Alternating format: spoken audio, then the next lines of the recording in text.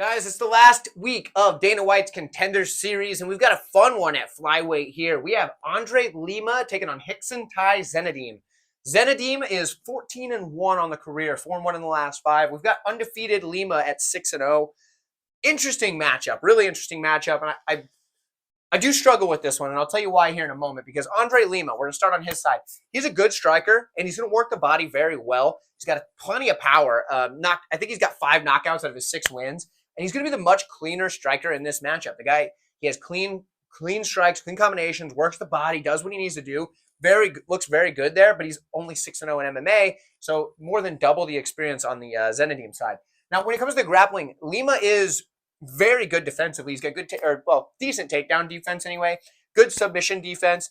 He can work offensively, but sometimes if he does get to the mat, he is willing to try to work from his back just a little more than I would like to see, especially because in MMA, usually when you're on the bottom, it's not the best in the eyes of the judges.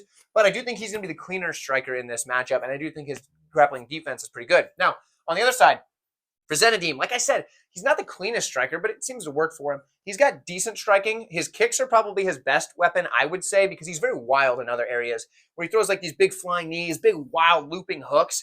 But the reason he can get away with those big shots is because he doesn't care if he gets taken down because his grappling is very good. We're going to go back into the grappling here in a second, but he's throwing these big wild shots because he just doesn't have a care in the world about being taken down, like I said, and that can open up possibilities for Zenidim. He does have something of a Muay Thai background, if I remember correctly. But I think the grappling aspect has come a long way because he does have 10 submissions in his career, which, that's pretty impressive for a guy with a Muay Thai background. His striking defense on the feet, though, because of the wild shots, he's kind of open for counters, so I don't like that so much. But like I said, he does have the ability to land these big, crazy shots because he doesn't really care, which is good and bad. You know what I mean? It's got its pros and cons.